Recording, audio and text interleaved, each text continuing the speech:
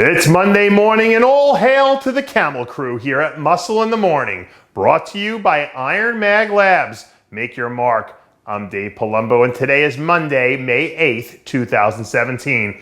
And let's find out what's going on in the world of bodybuilding and fitness. For anyone out there who still thinks the bikini girls aren't busting their butts in the gym day in and day out, just like everyone else, may I present to you Exhibit A. Bianca. After dropping off the radar for a bit following her Arnold Classic run to start the season late last week, some new training footage popped up featuring the four-time bikini champ looking alive and well. Despite having a slightly slow start to the season, all signs seem to indicate that Berry is on pace to build on last year's breakout 10th place Olympia finish. And assuming she can manage to stay healthy, I think she's a prime candidate to really burn up the schedule as we head into the heart of the summer months. We've seen a lot of new faces in classic physique make some noise here through the early part of the season. But if I were them, I wouldn't get too comfortable because it looks like new classic physique superstar Rahbar is starting to pick up steam. Recently, Rahbar released his first official training video of the new season, giving a friendly little reminder to the rest of the division that he's almost ready for takeoff. Rahbar is one of the rare few who seems like he never shows up at anything less than 100%.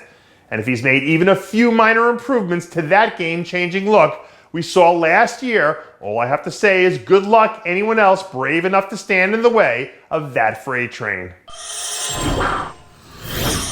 Anyone who's ever had a chance to spend some time on South Beach will attest to the fact that there's nothing quite like a summer in Miami. And right now, I don't know if there's anyone blazing up the city quite like fitness sensation Ariel. After getting her year started off strong with a dazzling 6th place performance back at the Arnold Classic, the third-year pro looks like she's starting to round back into mid-season form. During last year's breakout season, Kadar made headlines as one of the brightest young stars in the entire fitness division. And from my estimation, the pressure doesn't seem to bother her a bit. Kadar is one of the rare athletes whose personality just grabs you from the minute she steps out on stage. And based on her recent history, we can only assume that she's going to keep getting better as the season rolls along. Of all the places on earth you don't want to just march into and try to take over, the New York metropolitan area has to be somewhere near the top of the list. But I guess that little fact doesn't concern Breon Ansley too much. Late last week, Ansley fired off a few warning shots to the rest of the classic physique field at the New York Pro, where he'll be looking to come in and take the city by storm 2 weeks from now at his season debut. Ansley is coming off a spectacular year that saw him immediately emerge as one of the biggest stars in the division. And after another monster off-season, he looks like he's going to come in and pick right back up where he left off.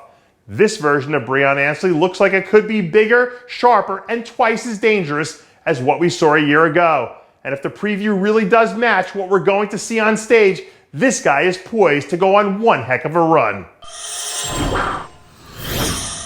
If you pay attention to the men's physique division long enough, you start to realize there's a certain wide-shouldered, small-waisted, 3D muscle sort of look that tends to do pretty well at the pro level.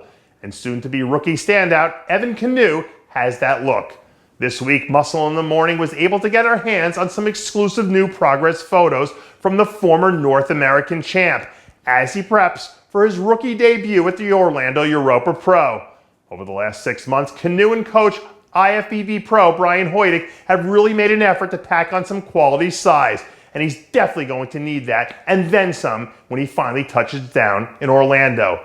As long as Kanu can be consistent and keep playing to his strengths, I don't think a top 10 finish will be entirely out of the question. But then again, it might be way higher.